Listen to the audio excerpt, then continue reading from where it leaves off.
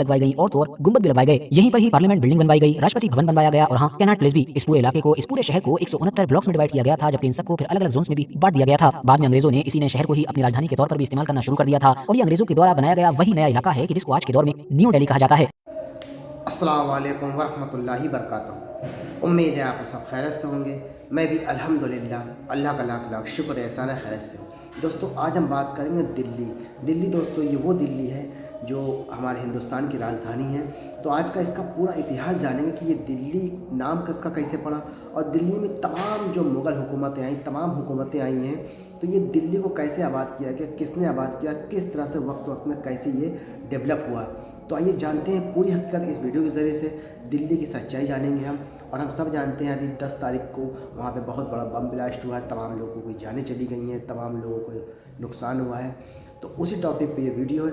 पूरी दिल्ली की कहानी बताई गई है इस वीडियो के ज़रिए से। तो आइए जानते हैं पूरी दिल्ली की हकीकत सच्चाई क्या है वो हमारी वाली दिल्ली तो थी नहीं, तो हमारी वाली दिल्ली कैसे वजूद में आई और इसका नाम दिल्ली क्यों है, इसको लेकर इतिहासकारों में अलग अलग राय पाई जाती है। कुछ का तो मानना है कि ये जो दिल्ली नाम है ये दरअसल फारसी जबान की दहलीज लफ्ज से आया है, जिसका मतलब होता है एंट्री गेट। और ऐतिहासिक तौर पर हम जानते हैं कि दिल्ली को भारत का एंट्री गेट ही माना जाता था, क्योंकि जो कोई भी यहाँ से एंटर होकर इस इलाके को कंट्रोल में ले लिया करता था वो मानो पूरे भारत पर राज किया करता था। जबकि दिल्ली नाम को लेकर एक और थ्योरी ये भी है कि यहाँ पर पहली सदी में एक राजा का राज हुआ करता था जिनका नाम था डिलू, और इन्हीं के नाम पर इस शहर का नाम पड़ा, जो बाद में बदलते बदलते दिल्ली हो गया। दिल्ली नाम को लेकर एक और मशहूर थ्योरी ये भी है कि लगभग 800 साल पहले हिंदुस्तान में मुसलमानों का राज शुरू होने से पहले दिल्ली और इसके आसपास के इलाके में तोमर राजाओं का राज हुआ करता था। एक बार की बात है कि जब इसी हुकूमत के एक ताकतवर राजा को एक ऋषि या एक गुरु ने यह बताया कि तुम्हारी हुकूमत में एक कील गड़ी हुई है और वो कील जमीन की इतनी गहराई में गड़ी हुई है कि वो डायरेक्ट नीचे जाकर वासु की नाक के सर पर लगती है। ये सुनकर उस राजा को बहुत ज्यादा हैरानी हुई, इसीलिए उसने फौरन उस कील को ढूंढने का और उसको वहां से निकालने का हुक्म दे दिया। कील को ढूंढा गया और फौरन जमीन से निकाल भी लिया गया। जैसे ही निकाला गया तो उसके दूसरे छोर पर खून लगा हुआ था। ये देखकर उस राजा के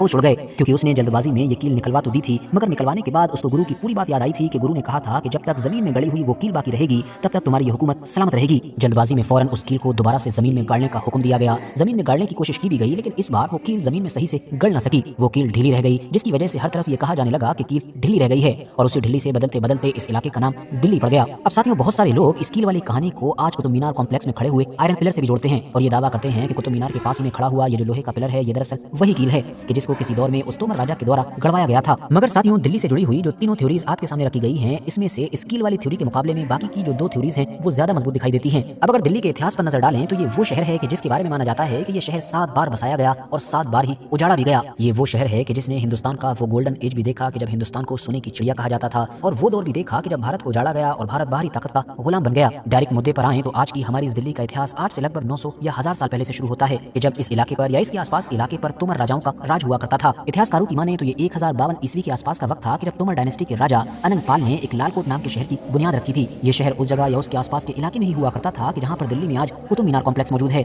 और यहीं से आज की दिल्ली की शुरुआत हुई थी। मगर जैसा कि हम जानते हैं कि उस दौर में भारत यूनाइट तो था नहीं, छोटी बड़ी रियासतों में बटा हुआ था और ये सारे लोग आपस में एक दूसरे से लड़ते रहते थे। 1179 में इन्हीं तोमर राजाओं महाराजाओं को हराया था पृथ्वीराज चौहान ने, और हराकर आसपास के बाकी इलाकों की तरह इस राजकोट नाम के इलाके पर भी कंट्रोल ले लिया था। कंट्रोल लेने के बाद पृथ्वीराज चौहान की तरफ से इस राजकोट को एक नया नाम भी दिया गया था और वो नाम है किला राय पिथौरा। अभी चंद साल ही गुजरे होंगे कि 1192 ईस्वी में तराइन की दूसरी जंग में मोहम्मद गौरी के हाथों पृथ्वीराज चौहान को हार का सामना करना पड़ा, जिससे सिर्फ पृथ्वीराज चौहान की डायनेस्टी ही खत्म नहीं हुई बल्कि भारत के अंदर पहली बार मुसलमानों का राज भी शुरू हुआ, और मुसलमानों के राज के साथ ही दिल्ली का भी राज। क्योंकि हमारी ये दिल्ली तोमर राजाओं के दौर में कायम तो हो चुकी थी मगर इतनी अहम नहीं थी। अब ये इतिहास में पहली बार था कि जब दिल्ली भारत की राजनीति का सेंटर बनने जा रही थी। 1192 की जंग के बाद दिल्ली समेत नॉर्थ इंडिया के एक बड़े इलाके का पूरा कंट्रोल मोहम्मद गौरी की तरफ से अपने एक वफादार गुलाम कुतुबुद्दीन ऐबक को दिया गया। कुतुबुद्दीन ऐबक, जिन्होंने मोहम्मद गौरी के साथ पृथ्वीराज चौहान के खिलाफ जंगों में भी एक अहम किरदार अदा किया था, उन्होंने पहले तो दिल्ली का ये कंट्रोल मोहम्मद गौरी के अंडर ही में एक गवर्नर के तौर पर संभाला, मगर मोहम्मद गौरी की मौत के बाद इन्होंने अपने इस पूरे इलाके को एक अलग आजाद रियासत घोषित कर दिया, जिसको इतिहास में आज दिल्ली सल्तनत के नाम से जाना जाता है। और खासतौर से इनकी ये जो हुकूमत थी इसको गुलाम वंश कहा जाता है।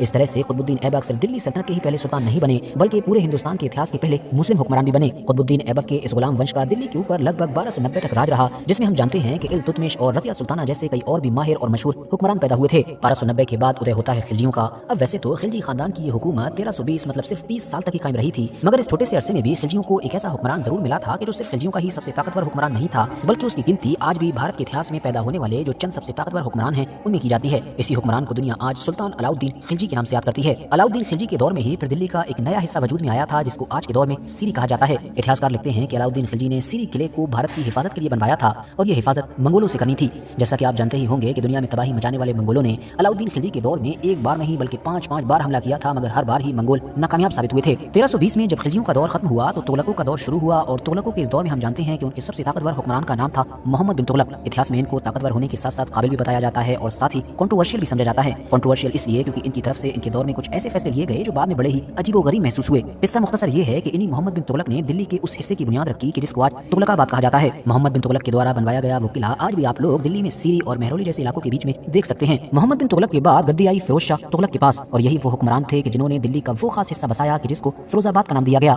हाँ, वही और उसके आसपास का पूरा इलाका कि जहाँ पर आज के दौर में मशहूर फिरोज शाह कोटला स्टेडियम मौजूद है। फिरोज शाह तुगलक के चले जाने के बाद फिर इस हुकूमत में हुक्मरान कपड़ों की तरह बदलने लगे। मतलब एक गद्दी पर बैठता था तो दूसरा पीछे से चलाता था, दूसरा उतरता था फिर तीसरा आ जाता था। इसी कमजोरी का सबसे बड़ा फायदा उठाया दूर बैठे हुए उस दौर के दुनिया के एक मशहूर शासक अमीर तैमूर ने। वही अमीर तैमूर के जो पहले ही दुनिया को जीतने का ख्वाब देख रहा था, बल्कि इस मिशन पर निकला हुआ था और उसने दिल्ली की अमीरी के किस्से भी खूब सुन रखे थे। तो दिल्ली में अब ऐसे हालात देखकर अमीर तैमूर ने मौका गनीमत जाना और अपनी फौज को लेकर दिल्ली की तरफ बढ़ना शुरू कर दिया। पहले दिल्ली को जीता और जीतने के बाद फिर इतना लूटा कि दिल्ली पूरी तरीके से वीरान हो गई। इतिहासकार लिखते हैं कि 1398 में अमीर तैमूर की तरफ से दिल्ली के ऊपर किए गए हमले के बाद दिल्ली को दोबारा से अपने पैरों पर खड़े होने में 100 साल से भी ज्यादा का वक्त लग गया था। यही वजह रही कि भारत के इतिहास में भी जो इससे बाद के 100 साल थे उसमें दिल्ली का जिक्र काफी कम ही नजर आता है। आने वाले दौर में कुछ वक्त के लिए यहाँ पर सैयद डायनेस्टी ने राज किया और फिर थोड़े से ही वक्त के लिए लोधी डायनेस्टी ने भी राज किया और फिर इसी लोधी डायनेस्टी के ही आखिरी हुक्मरान इब्राहिम लोधी को हराकर 1526 में जहीरुद्दीन मोहम्मद बाबर ने भारत के अंदर मुगल सल्तनत की बुनियाद रखी थी। और इस तरह से एक बार फिर से दिल्ली का एक नया या ये भी कह सकते हैं कि सबसे अहम दौर शुरू हुआ। अब मुगलिया सल्तनत की बुनियाद रखने वाले जहीरुद्दीन बाबर तो खुद लंबे वक्त तक जिंदा रहे नहीं। 1530 में ही इनकी मौत हो गई थी और फिर गद्दी आ गई थी इनके बेटे हुमायूं के हाथ में। मगर हुमायूं के बारे में जैसा कि हम सभी जानते ही हैं कि इनका दौर चैलेंजेस से भरा हुआ था। खासतौर से इनको सबसे बड़ा चैलेंज मिला उस दौर के एक बड़े सरदार शेर शाह सूरी से। शेर शाह सूरी ने हुमायूं को खूब परेशान किया। इवन 1540 में तो हुमायूं को शेर शाह सूरी के हाथों हार का सामना करना पड़ा और हिंदुस्तान के इस पूरे इलाके को छोड़कर भागना पड़ा।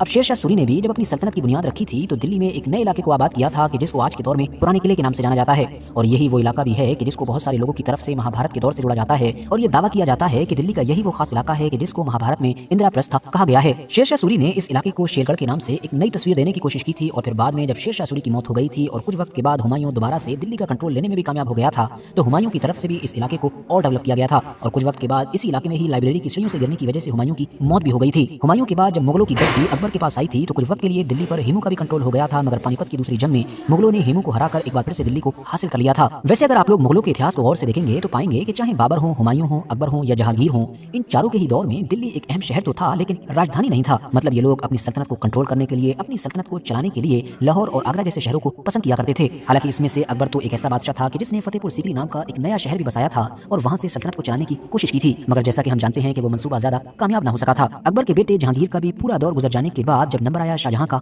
तब एक बड़ा बदलाव आया। बदलाव ये था कि बादशाह शाहजहां जो वैसे ही इतिहास में खूबसूरत और ऊंची ऊंची इमारतें बनाने के लिए मशहूर हैं, उनको आगरा की छोटी और पतली गलियां बिल्कुल पसंद नहीं थी। उनको लगता था कि आसपास की तमाम सड़कें काफी बड़ी और चौड़ी होनी चाहिए ताकि उनका पूरा का पूरा जुलूस एक साथ निकल सके और इस शाही जुलूस की जो शान शौकत है वो हर सड़क महसूस कर सके। बस इसी वजह से अब बादशाह शाहजहां के दौर में एक नए शहर को या ये कह सकते हैं कि मुगलों की एक नई राजधानी को बसाने का फैसला किया गया। इस फैसले में बादशाह शाहजहां की दो बेटियां मतलब कि जहां आरा और रोशन आरा का भी अहम किरदार माना जाता है, क्योंकि उनकी हमेशा से ये ख्वाहिश थी कि एक ऐसा शहर होना चाहिए कि जहां पर बड़ी बड़ी बाजार हों, बड़ी बड़ी सड़कें हों, ऊंचे ऊंचे महल हों और हर तरफ काफी रौनक हो। बादशाह शाहजहां और उनकी बेटियों की इसी ख्वाहिश ने एक नए शहर को जन्म दिया कि जिसका नाम रखा गया शाहजहानाबाद। जी हाँ, वही शाहजहानाबाद कि जिसको हम और आप लोग आज पुरानी दिल्ली के नाम से जानते हैं। दोस्तों, एक लंबे वक्त तक काम चला और फिर 1649 तक ये आलीशान शहर बनकर तैयार हो चुका था और इसी शहर के अंदर फिर एक बड़ा किला बनवाया गया था। उसी किले का नाम है लाल किला और यहीं पर सबसे बड़े बाजार का भी इंतजाम किया गया था जिसका नाम पड़ा चांदनी चौक। अब वैसे तो दिल्ली का दिल कहे जाने वाले इस चांदनी चौक का अपने आप में ही इतिहास इतना ज्यादा बड़ा है कि जिसके लिए एक सेपरेट वीडियो की जरूरत होगी। बाकी मुद्दे पर रहें तो आप बस इतना समझिए कि 1707 में जब मुगलों के आखिरी ताकतवर बादशाह औरंगजेब आलमगीर ने इस दुनिया को अलविदा कहा तो शायद साथ ही दिल्ली की रौनक ने भी अलविदा कहना शुरू कर दिया था, क्योंकि बादशाह औरंगजेब आलमगीर के बाद कोई भी ऐसा हुक्मरान पैदा नहीं हुआ कि जो मुगल सल्तनत को सही तौर पर कंट्रोल कर पाता। हुकूमत हर गुजरते दिन के साथ कमजोर से कमजोर होती चली गई और इसी कमजोरी का फायदा उठाते हुए अब एक के बाद एक दिल्ली पर हमले होने लगे। वैसे तो दिल्ली के ऊपर एक के बाद एक हर तरफ से छोटे बड़े हमले होते ही रहते थे, मगर जो सबसे मशहूर हमला हुआ था वो 1739 में ईरानी शासक नादिर शाह की तरफ से हुआ था। 1398 में अमीर तैमूर की तरफ से किए गए हमले के बाद ये दिल्ली के ऊपर इस तरह का दूसरा बड़ा हमला था। इस दौर में दिल्ली की कमान मोहम्मद शाह रंगीला के पास हुआ करती थी। ये वही मुगल हुक्मरान हैं कि जिनकी अय्याशियों के सबसे ज्यादा किस्से मशहूर हैं। माना जाता है कि जिस वक्त नादिर शाह अपनी बड़ी फौज लेकर दिल्ली की तरफ पहुंचा तो मोहम्मद शाह रंगीला अपने दरबार में बैठकर शराब का मजा ले रहे थे।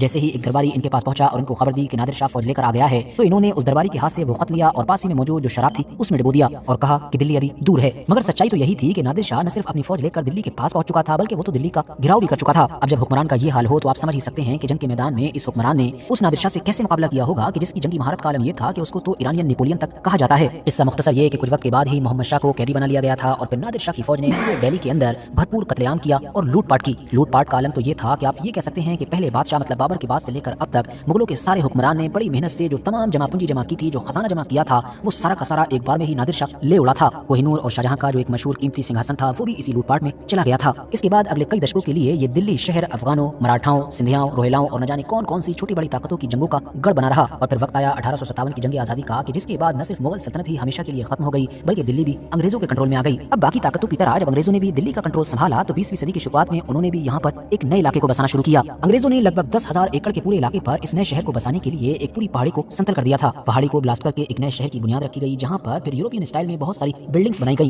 हालांकि अंग्रेजों को पता था कि वो ये सारी बिल्डिंग्स इंडिया में बना रहे हैं, तो थोड़ा बहुत इंडियन टच भी देने की कोशिश की गई। इसीलिए इन बिल्डिंग्स में छज्जे बनवाए गए, जालियां लगवाई गई और तो और गुंबद भी लगवाए गए। यहीं पर ही पार्लियामेंट बिल्डिंग बनवाई गई, राष्ट्रपति भवन बनवाया गया और हाँ, कैनाट प्लेस भी। इस पूरे इलाके को, इस पूरे शहर को 169 ब्लॉक्स में डिवाइड किया गया था, जबकि इन सबको फिर अलग अलग जोन्स में भी बांट दिया गया था। बाद में अंग्रेजों ने इसी नए शहर को ही अपनी राजधानी के तौर पर भी इस्तेमाल करना शुरू कर दिया था और ये अंग्रेजों के द्वारा बनाया गया वही नया इलाका है कि जिसको आज के दौर में न्यू दिल्ली कहा जाता है।